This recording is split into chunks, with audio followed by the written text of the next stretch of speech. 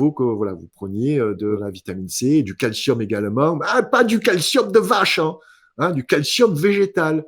Voilà. Faites attention au calcium qu'on vous vend comme ça avec des produits laitiers. Ça peut causer par contre l'ostéoporose parce que le calcium en fait animal est beaucoup trop puissant.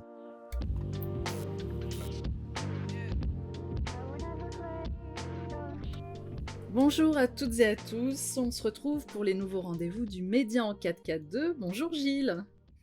Check. Comment vas-tu? Je vais très bien, Kate. Je vais très bien. J'ai hâte de faire ce numéro parce que voilà, la vitamine C, pour moi, est une vitamine C très importante. On va en parler. Ah, tu me spoil là, tu me spoil. C'est vrai. Effectivement, c'est un sujet essentiel en période hivernale. Alors, pourquoi a-t-on besoin d'apports en vitamine C? Euh, Écoute, déjà, on va parler donc des bienfaits de la vitamine C. Et pourquoi on a besoin en fait de vitamine C? Parce que en fait, on fait partie des rares mammifères à ne pas produire de la vitamine C. Je vous raconterai un petit peu l'histoire de la vitamine C, c'est passionnant. Mais vous saurez de toute façon à la fin de cet épisode quelle vitamine C choisir et surtout ne pas vous faire, je dirais, voler par les dealers de médicaments. Tu sais que ce sont les pharmaciens, donc on va revenir là-dessus.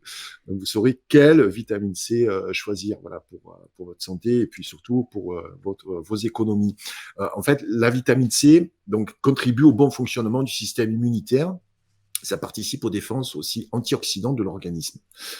Alors, elle est indispensable à la formation, à la croissance, à la réparation du tissu osseux, de la peau, du tissu conjonctif, c'est le tissu qui lie les différents organes, tendons, ligaments, etc. Elle est essentielle aussi parce qu'elle contribue au bon fonctionnement des vaisseaux sanguins. Elle aide à garder voilà, des dents saines, des gencives saines. Elle aide aussi l'organisme à absorber, tu sais, le fer qui nous manque Mhm, mhm. régulièrement. Voilà, c'est nécessaire à la fabrication également du globule rouge, puisqu'on a la faculté, notre corps a la faculté comme ça, de renouveler ces cellules. Donc la vitamine C, elle aide aussi à la cicatrisation des brûlures, des blessures, etc., etc. Et il se trouve que lorsqu'on est en carence de vitamine C, alors sur une longue période, ça entraîne le scorbut. Alors c'est une maladie qui est aujourd'hui très très rare, se manifeste par une grande fatigue, des gonflements, des saignements du nez, etc. Mais par le passé, elle avait fait des ravages chez les marins qui partaient pendant plusieurs mois sans aliments frais, parce que en fait la vitamine C se trouve dans des aliments frais. Voilà.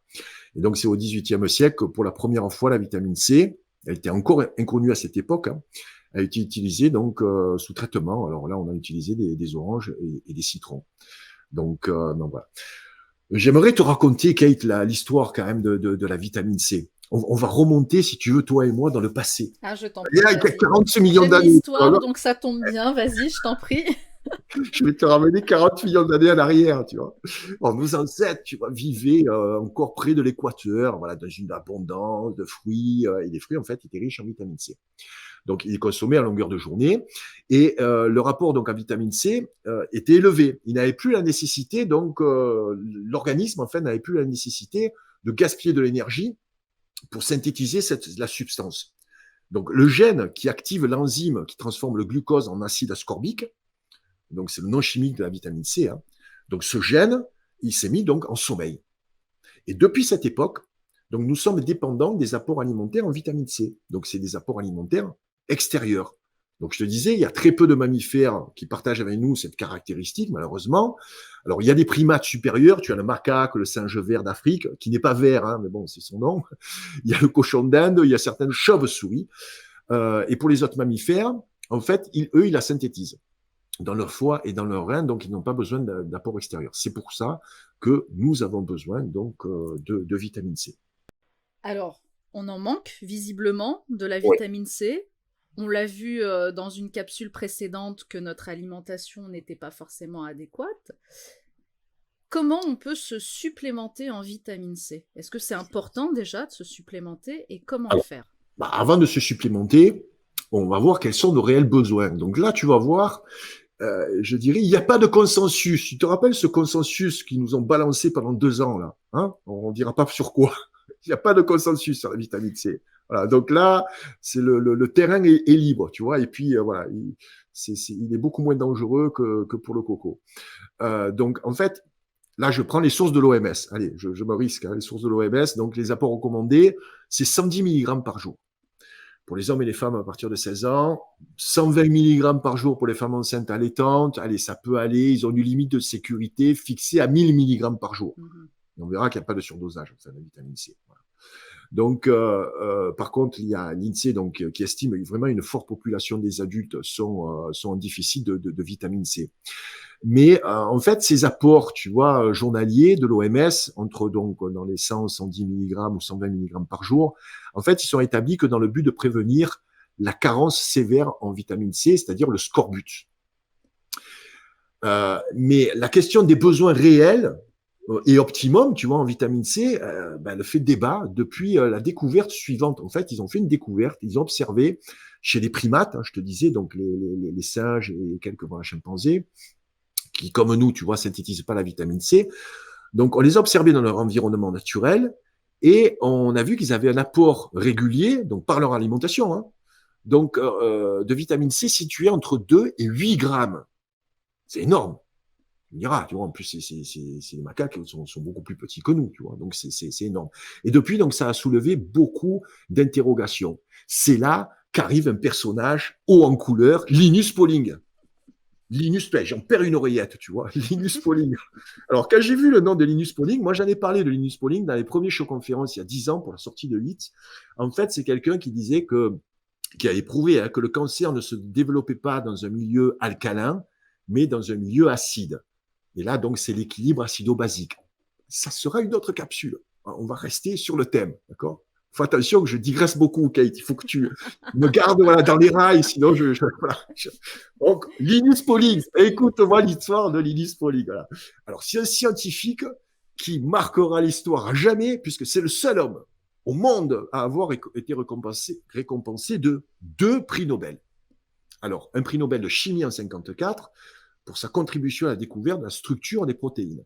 Mais aussi un prix Nobel, alors là, prix Nobel de la paix, bon, pour ce que ça vaut, hein, en 62, donc c'était pour sa lutte contre les essais nucléaires dans l'atmosphère. Bon, on va rester sur son premier, voilà, sur la chimie. Donc, alors, sa notoriété, en fait, elle ne vient pas de ses connaissances incroyables en physique quantique ou en chimie, hein. Mais alors, bien qu'elle lui valure d'être qualifié de génie, tu sais par qui? Albert Einstein, quand même. Hein. Albert Einstein était un fan de Linus Pauling. Excusez du peu. Hein. Mais en fait, il admirait pour ses travaux remarquables sur les vitamines, et en particulier la vitamine C. Voilà. Pourquoi? Parce qu'en 1970, il publie un livre, alors qui va secouer le monde médical hein, pendant plus de 20 ans. Ça s'appelle La vitamine C et le rhume.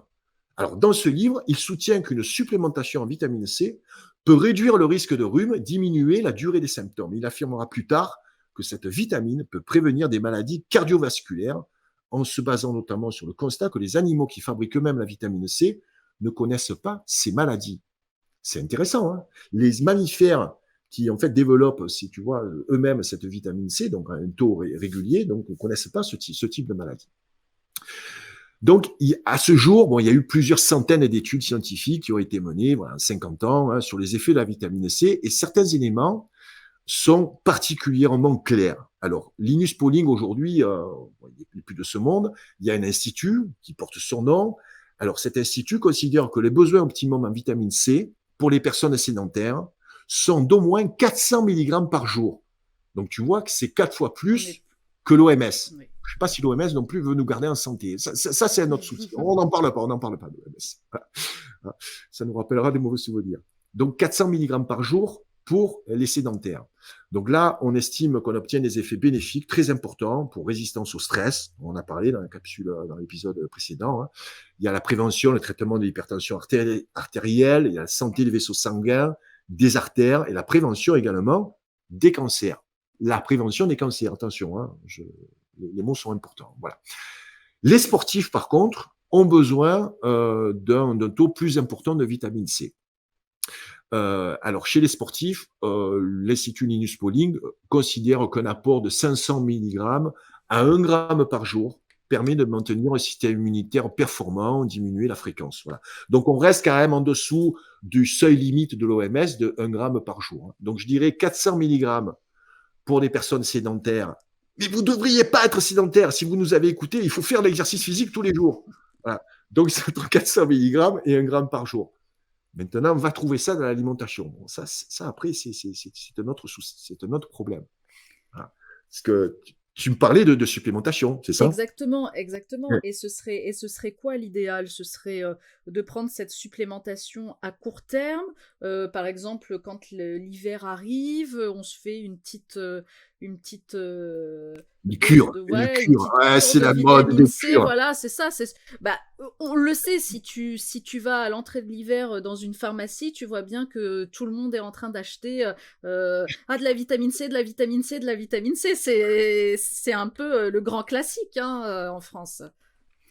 Ne parle pas des pharmaciens, tu vas me mettre en colère. J'y suis allé pas plus tard que cet après-midi pour vérifier. Vérifier une chose suivante. Voilà, on va parler Très de la bien. complémentation. Mais avant de parler de la complémentation, Kate, parlons un petit peu des aliments naturels quand même. On trouve de la vitamine C dans les fruits et les légumes. Voilà. Et on peut en trouver quasiment assez si on mange beaucoup de fruits, enfin beaucoup de légumes, beaucoup de fruits, parce qu'en fait, c'est kiff-kiff. On trouve la vitamine C dans les deux. Mais on peut avoir quand même les 400 mg, voire 1 gramme par jour. Hein. Regarde, je vais te citer quelques fruits. Alors, tu as la fameuse acérola. Bon, pas l'arnaque qu'il y a dans les cachets, ça, on va y revenir tout à l'heure. On a un dossier sur l'acérola, il n'est pas piqué des hannetons. Hein. Donc, l'acérola, c'est un fruit, c'est une petite cerise, tu vois. C'est comme le camu-camu. Voilà, c'est une petite cerise. Bon, va trouver ça chez l'épicier du coin. Voilà, oublie. Bon, c'est le fruit le plus chargé en vitamine C. Il y en a pour 100 grammes, à peu près 3 grammes. Donc, c'est vrai que c'est intéressant, tu vois.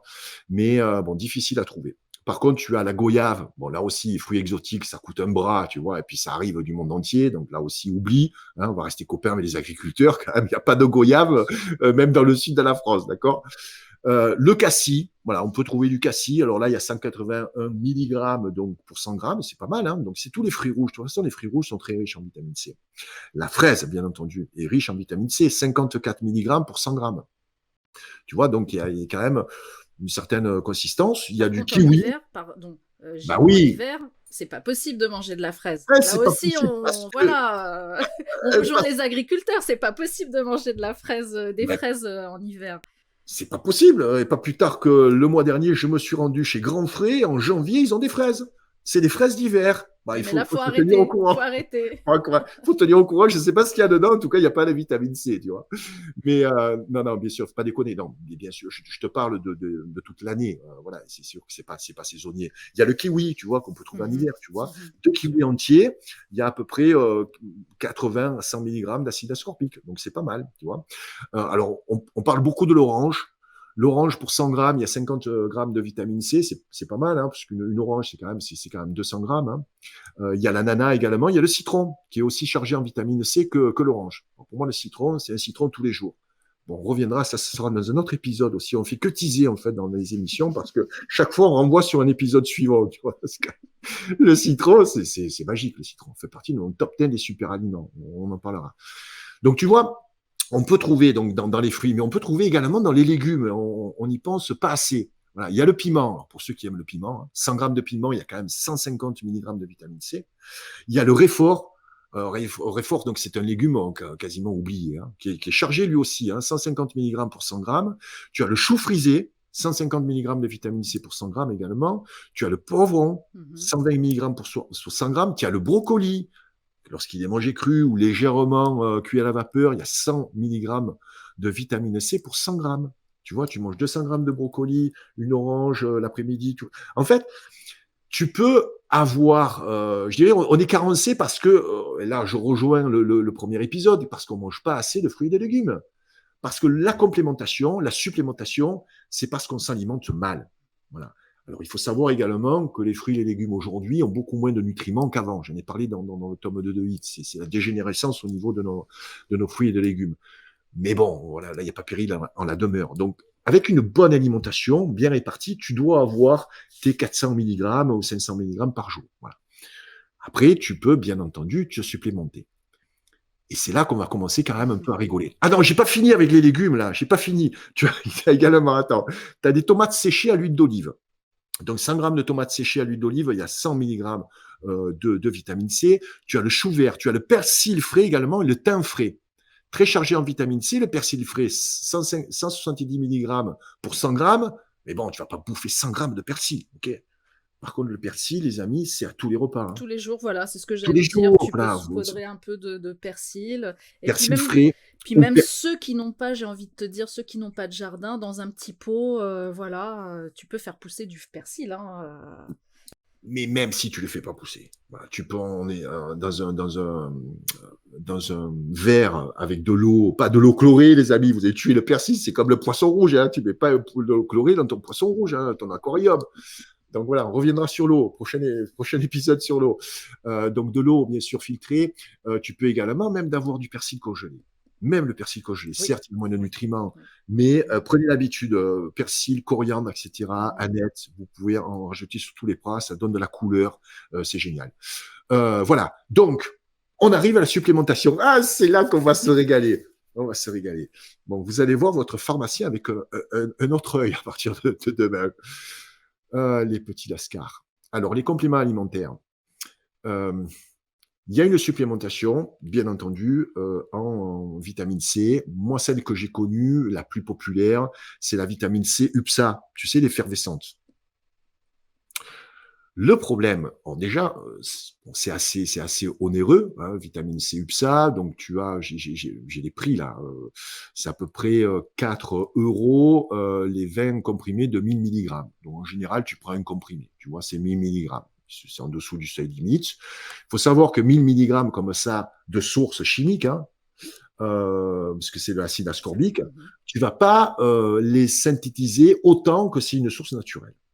Parce que la source naturelle, elle est dans une synergie de nutriments. Tu as un peu de magnésium, de potassium, tu vois, tu as un peu de tout. Et en fait, les aliments, c'est un tout. Voilà, on n'est pas à la pompe à essence. Hein. Tu prends pas un peu de vitamine C, un peu de magnésium, un peu de beaucoup de shakers, tu vois, de prêt à manger. Bon, ça c'est de la merde, quoi. Tu vois, parce que tu en rejettes énormément. Donc le problème de cette vitamine C UPSA, c'est que quand je regarde les ingrédients, il y a, tiens-toi bien, de l'édulcorant. Tu connais les dangers de l'édulcorant. On pourrait en faire une émission là aussi. Parce que l'édulcorant, l'histoire de l'aspartame, elle est juste extraordinaire. Là, il y a conflit d'intérêts majeur. Bon, on réserve ça pour un prochain épisode. Donc, il y a des édulcorants, en fait. Il y a des édulcorants dans toutes les vitamines C. Et là, par exemple, dans celle de l'UPSA, il y a de la saccharinate. Voilà, saccharine, donc saccharinate de sodium, c'est le E954. Alors, ils mettent pas les numéros, hein, ces petits malins, tu vois, ils mettent juste le nom pour t'embrouiller. Quand même, ils mettent édulcorant. Dites-vous bien que édulcorant, en fait, voilà, c'est un poison, on peut le dire, c'est un poison.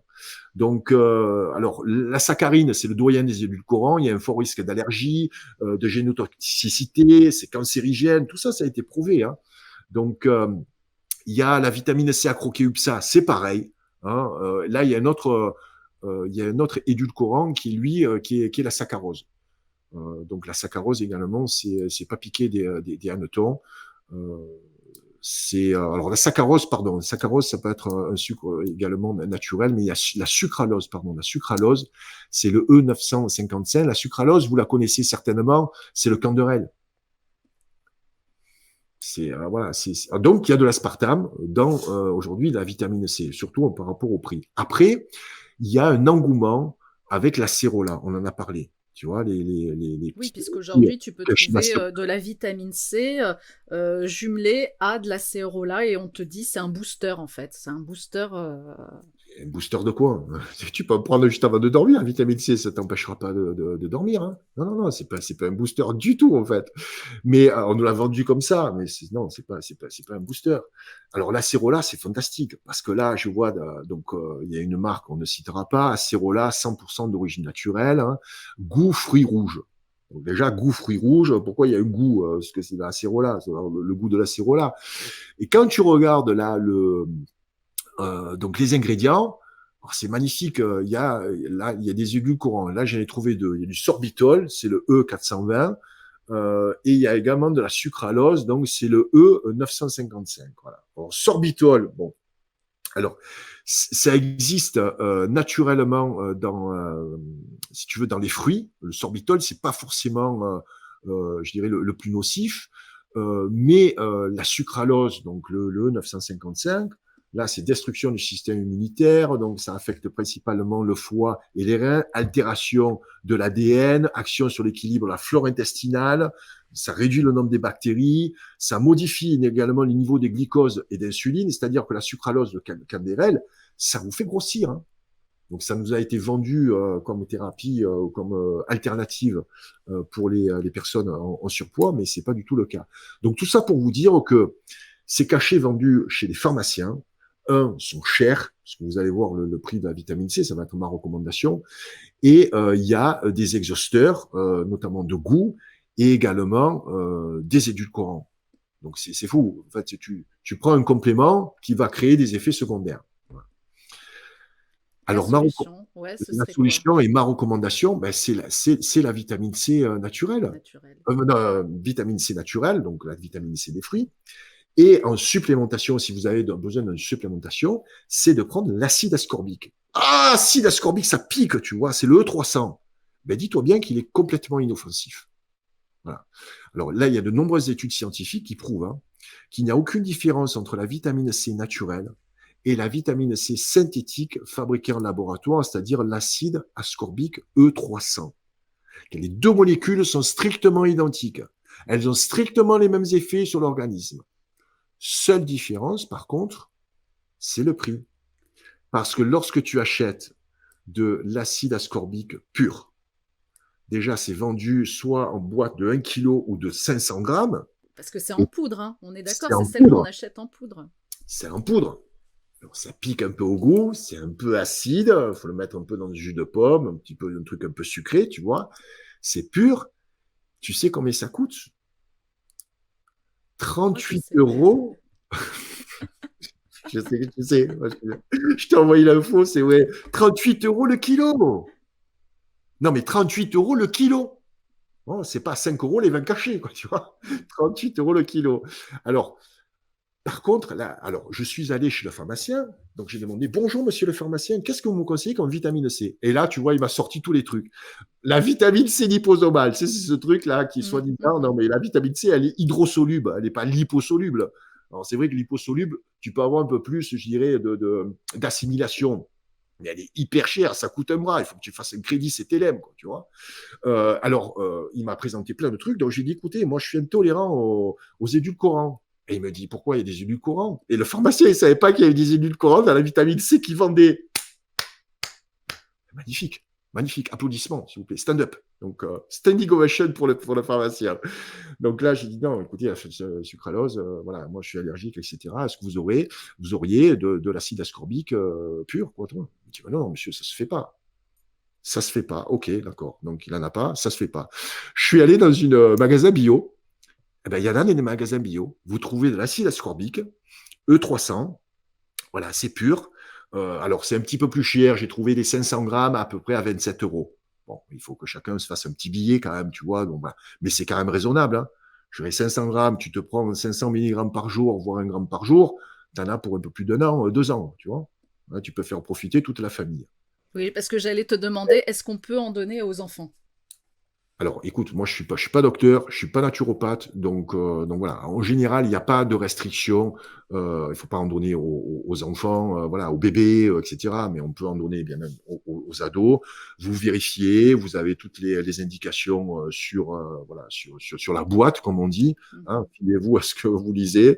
Donc, il n'y a pas, voilà, d'interdiction. Et donc, c'est une supplémentation vraiment que je vous recommande. Voilà, la vitamine C pure, l'acide ascorbique E300. Voilà, vous avez passé peut-être un quart d'heure ou 20 minutes à nous écouter. Là, je vous ai fait gagner de l'argent quand même. On vous a fait gagner de l'argent.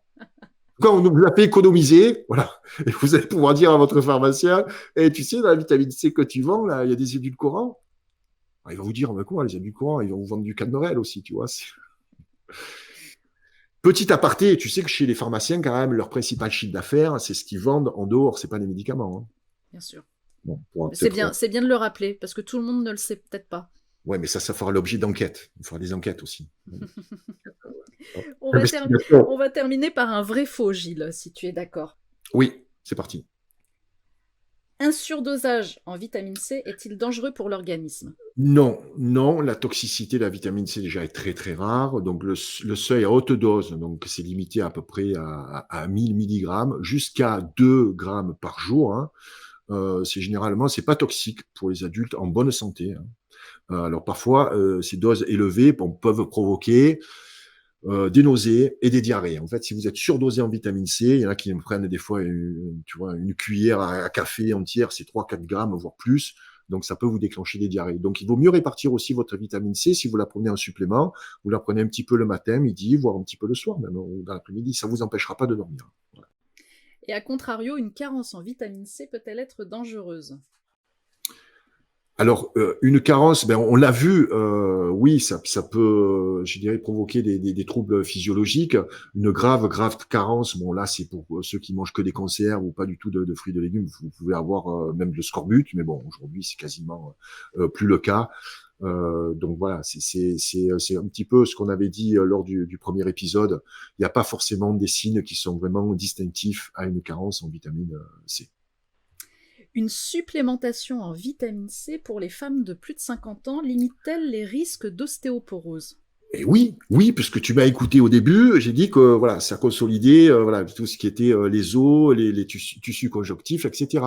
Donc oui, oui, il faut que voilà vous preniez prendre de la vitamine C, du calcium également, ah, pas du calcium de vache, hein, du calcium végétal. Voilà. Faites attention au calcium qu'on vous vend comme ça avec des produits laitiers. Ça peut causer par contre l'ostéoporose parce que le calcium en fait animal est beaucoup trop puissant. Peut-être on reviendra là-dessus. Alors moi j'ai toujours cru que c'était vrai, mais tu as répondu là, et en plus à plusieurs reprises, la prise de vitamine C le soir empêche-t-elle de dormir? Ben non. Visiblement. Non. Alors, il ne faut pas confondre. On nous a vendu comme combattre la fatigue. Oui, mais c'est pas, ça ne veut pas dire empêcher de dormir, hein. Combattre la fatigue, ça ne veut pas dire empêcher de dormir. Sûr, ça va, tu vas être un petit peu plus je dirais, en forme, etc. Mais voilà, en général, c'est quand tu dors, ben, c'est lorsque le soleil se couche, comme maintenant, voilà, le sommeil va arriver comme ça dans quelques heures. Ça s'appelle le rythme circadien. Et enfin, la vitamine C est un antioxydant et parfait allié dans la lutte contre le vieillissement cellulaire. Est-ce que c'est vrai ou Et faux? bien entendu, ça renouvelle la peau. Regarde, regarde. Je fais pas mon âge quand même. Regarde, j'ai pas du tout Pas de du tout, rides, tu pas vois, du donc j'ai tout, pas de pas poils du sous tout. les yeux. J'ai un teint de bébé, voilà. Donc, Tu es parfait, Gilles. je suis loin d'être parfait. Donc, c'est vrai que ça contribue au renouvellement des cellules. On n'en a pas parlé. On pourrait en parler des renouvellements des cellules, notamment des renouvellements des cellules de la peau. Ouais. Ouais, ça fera l'objet d'une future capsule. On va en faire beaucoup, Hein? dis-moi, des capsules Ouais, là. bah c'est ce que je vois là. Hein. Ah oui. Va falloir assurer le Donc rythme. voilà. Hein. Donc vitamine C, les amis, renseignez-vous. Acide ascorbique, tout simple. Acide ascorbique E300. Voilà. Vous savez que c'est entre 500 et 1 gramme par jour, voire un petit peu plus pour ceux qui font beaucoup de sport. Et après, voilà. Débrouillez-vous avec ça. Merci beaucoup, Gilles. C'est la fin de cette capsule. Je te remercie infiniment. N'hésitez pas surtout à poser vos questions dans les commentaires sous cette vidéo. Et puis, tu en sélectionneras une et tu y répondras dans la prochaine vidéo. Merci, Gilles.